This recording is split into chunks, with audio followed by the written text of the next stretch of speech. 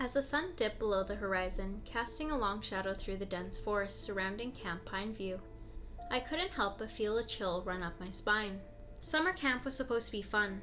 A break from school, a chance to make friends and enjoy the outdoors. Yet from the moment we arrived, there was an eerie tension in the air. Like the forest itself held its breath waiting for something. My cabin mates and I settled into our rustic bunk beds, excitingly whispering about the week ahead. There was Sarah, always brave and adventurous.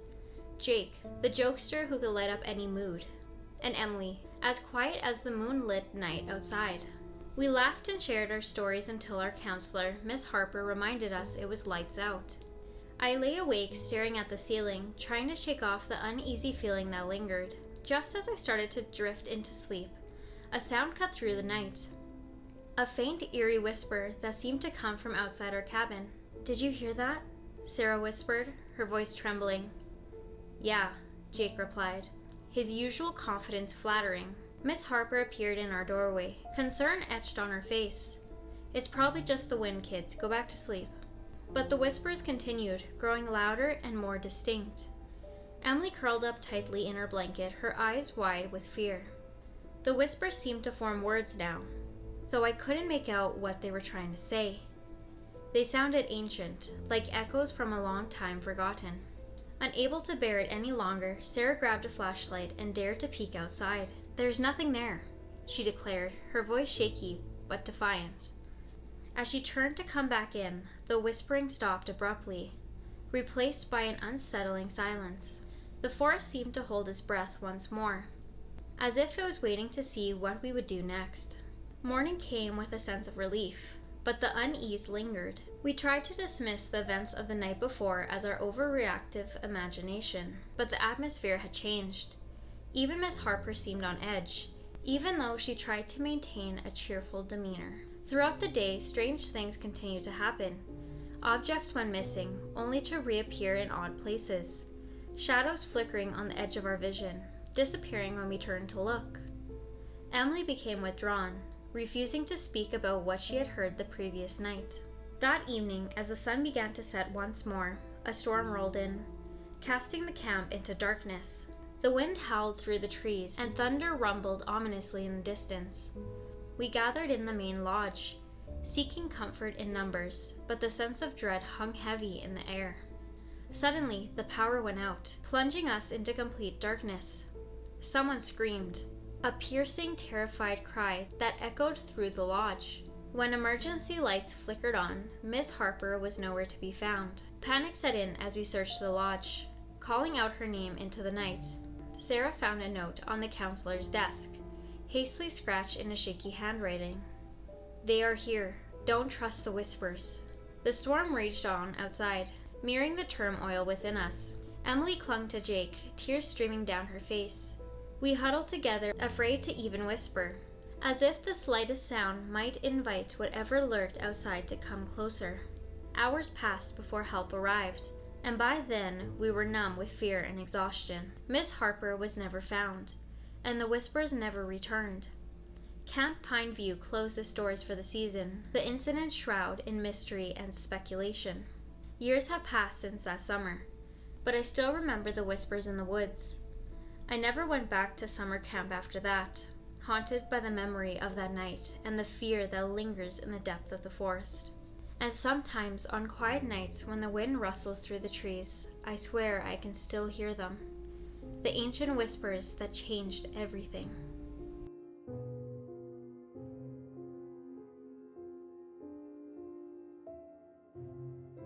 The crackling campfire cast dancing shadows around us, flickering against the towering trees that encircle our campsite. The night air was thick with the scent of pine and damp earth. The distant hooting of an owl echoed through the darkness. We were deep in the heart of the forest, miles away from any semblance of civilization. Our group of friends had decided on a weekend camping trip to escape the stressful daily life. It started off like any other adventure, pitching tents, gathering firewood, and sharing stories under the stars. But as the night wore on, a sense of unease settled among us, fueled by the eerie silence that enveloped the woods. "I think we should have stayed closer to town," Amanda whispered, her voice barely audible above the crackling fire. "Aw, come on, Amanda, don't be such a scaredy cat," Clark teased, trying to lighten the mood. But even he couldn't hide the nervous edge of his laughter. I glanced around, trying to shake off the creepy sensation that something wasn't right. The woods seemed to press in on us, the trees bending and swaying as if they had secrets whispering among their leaves. Suddenly, a twig snapped in the distance, causing us all to jump. We strained our eyes as we looked into the darkness, searching for any sign of movement. Silence greeting us, a heavy, oppressive silence that seemed to swallow the forest whole. "Maybe it was just an animal," Mark offered, though his voice lacked conviction. Just then, a low guttural growl echoed from the shadows. Fear clenched my heart as I realized it was no animal we knew. It was something darker, something primal and unknown. "Did you guys hear that?" Paige's voice trembled as she clutched onto Amanda's arm. Without warning, the fire sputtered and dimmed, casting long, distorted shadows that seemed to stretch towards us. Panic surged through me as the forest closed in, suffocating us with an unseen presence. "We need to go," I managed to choke out, my words barely audible. No one argued. With trembling hands, we hastily packed our campsite, stuffing gear into bags as quickly as we could. The darkness seemed to press closer, a malevolent force urging us to leave. As we stumbled through the underbrush, branches grasping at us like skeletons' fingers, and piercing screams split the night. It was Amanda. We turned to see her frozen in place, staring wide-eyed into the forest. "It's there," she whimpered, pointing towards a shadowy figure that loomed just beyond our reach of our flickering flashlights. Adrenaline surged through us as we sprinted towards the safety of the trailhead. The forest seemed to fight against our escape, every step a struggle against unseen forces that whispered our fears back to us. Finally, we burst through the tree line, gasping for breath as we collapsed onto the gravel path. The night air was cool against our sweaty, drenched skin, a stark contrast to the suffocating darkness we had just escaped. "We have to go back for our stuff," Mark panted, his voice filled with dread. No one moved. We knew instinctively that whatever lurked in those woods was not something to be trifled with. Our gear was a small price to pay for our lives. Months later, we still struggled to make sense of that night. Some say it was a bear, others a trick of the mind. But for those of us who were there, the memories remain. A chilling reminder of the thin veil that separates the known from the unknown, the safe from the terrifying depths of the wilderness. And as I lie awake at night, the sound of snapping twigs and distant growls still haunt me. A constant reminder that some secrets are best left undisturbed in the dark heart of the forest.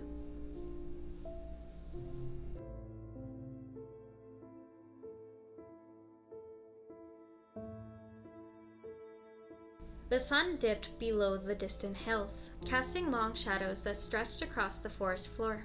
We had set up camp earlier that afternoon, eager for a weekend of relaxation and adventure in the wilderness. Little did we know the tranquility would soon be shattered by something far more sinister. As night settled over the campground, we gathered among the crackling campfire, its warmth and light a comforting contrast to the encroaching night. The forest around us seemed to come alive with a symphony of nocturnal creatures. Their calls and rustling added to the ambiance. "Hey, did you guys hear that?" Jenna's voice trembled slightly as she pointed towards the tree line. We strained our eyes, peering into the darkness beyond the flickering firelight. At first, we saw nothing but the swaying branches and occasional glit of the moonlight on leaves. "Probably just an animal," Mike reassured us, though his own unease was evident. But then, movement caught my eye, a flash of white among the shadows. My heart skipped a beat as I focused on the figure emerging from the trees. "Guys, look," I exclaimed, my voice barely above a whisper. There, at the edge of the forest, stood a row of figures. They were dressed in bright-colored clothing that seemed out of place in the wilderness. Red and yellow polka dots, oversized shoes, and painted faces adorned with exaggerated smiles, and seemed frozen in external cheer. Clowns, 5 of them, standing perfectly still, their painted eyes fixed on us across the campfire. A chill ran down my spine as I realized these were not playful entertainers we'd expect at a carnival. Their smiles were unnaturally wide, almost grotesque in their perfection, and their eyes were empty, devoid of any warmth or humanity. Are they holding balloons? Jenna's voice wavered as she pointed to the colorful orbs bobbing gently in the night breeze, tied to each clown's wrist. I swallowed hard, my mouth suddenly dry. The clowns didn't move. They just stood there, silently watching us with their eerie grins. "We should go," Mike said quietly, his tone urgent. No one disagreed. We moved quickly and quietly, packing up our belongings with trembling hands. The clowns remained motionless, their presence an unsettling weight that hung in the air. As we hurried to extinguish the fire and gather our gear, I couldn't shake the feeling of being watched. Every rustle of leaves, every crack of a branch sent a jolt of fear through me. "Let's just get out of here," Jenna whispered, her voice urgent as well. We left the campsite in haste, our footsteps echoing in the stillness of the night. The forest seemed to press in around us, the darkness swallowing the path ahead. Just as we reached the trailhead, a sound pierced through the night.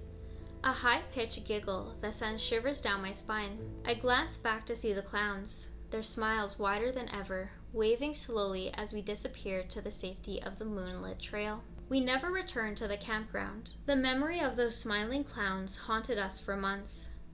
A reminder that the darkness that can lurk just beyond the edge of our perception. And though we tried to convince ourselves that it was a prank or a figment of our imagination, the image of those eerie, motionless figures remained etched in our minds. A chilling testament to the things that can hide in the shadows of the forest.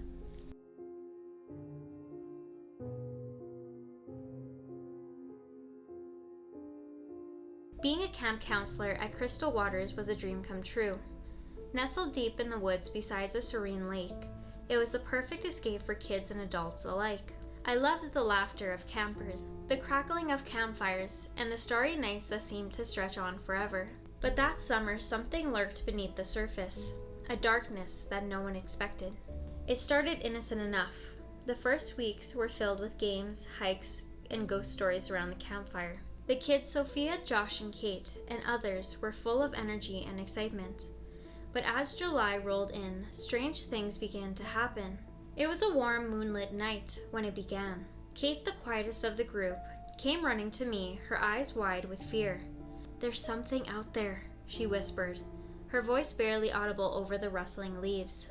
I followed her gaze, moonlight dancing on the water's surface, casting eerie reflections that seemed to beckon us closer.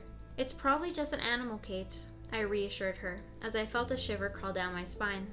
The next morning, Sophia went missing. Panic swept through the camp as we searched frantically for her. We combed the forest, calling her name until our voices grew hoarse. But there was no sign of her. No footprints, no belongings left behind. It was as if she had vanished into thin air. Days had turned into weeks, and more campers disappeared. Each time it was the same. No clues, no trace of where they had gone. Fear grasped the remaining campers, and the whispers of a creature haunting the lake spread like wildfire. As thunder boomed overhead and rain pounded on the roof of the cabin, I heard a faint haunting melody drifting through the trees.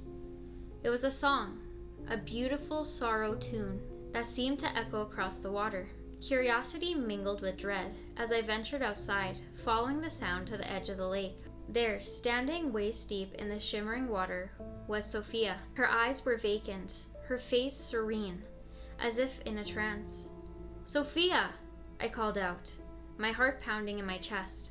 She turned to me, a faint smile playing on her lips. "Come join us," she whispered, her voice carried by the wind. Behind her, shadows stirring beneath the surface of the lake. I staggered back, horror gripping my soul as if I realized what was happening. The lake itself was alive, a sentient being, luring unsuspecting victims with his haunting song. In that moment of clarity, I understood the truth. The disappearances, the mysteries, the creature. It was all connected to the lake. It hungered for souls, drawing them in with mesmerizing melodies until they were lost forever. I backed away slowly, the song still echoing in my ears. Turning, I ran back to the camp, my mind racing with fear and disbelief. How can I protect the remaining campers from this accident, this ancient and malevolent force that lives beneath the lake? Morning broke with a sense of urgency. I gathered the campers and explained what I had discovered. Some looked at me in disbelief, while others nodded solemnly, their faces pale with fear. Together, we devised a plan to confront the creature and break its hold over the lake. Armed with determination and makeshift weapons, we returned to the water's edge that night. The air was thick with tension as we waited, listening to the faint strains of the haunting melody. And then it came, the song from the lake, waving its spell through the night air. But this time we were ready. With a collective shout, we charged into the water, disrupting the calm surface and breaking the enchantment. The lake roared in fury, waves crashing against the shore as if in protest. Shadows swirling beneath us, we stood firm, united against the darkness. And then, as suddenly as it had begun, the song faded away, leaving only silence in its wake. As the first light of dawn painted the sky, we made our way back to the camp, exhausted but victorious. The lake remained tranquil, its secrets buried beneath its surface. Years have passed since that fateful summer in Camp Crystal Waters. The camp reopened the following year, but I never returned as a counselor. Some memories are too haunting to revisit, and the lore of the lake still whispers in my dreams. But whenever I hear a faint melody carried on the wind, I remember the bravery of those who stood against the darkness, and the chilling truth that some mysteries are best left undisturbed.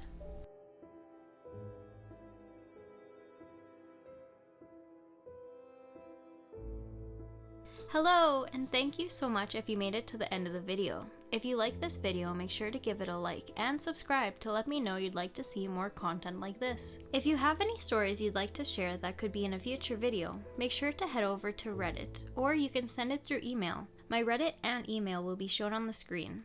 Thank you so much for watching, and have a good morning, evening, or night. Bye guys!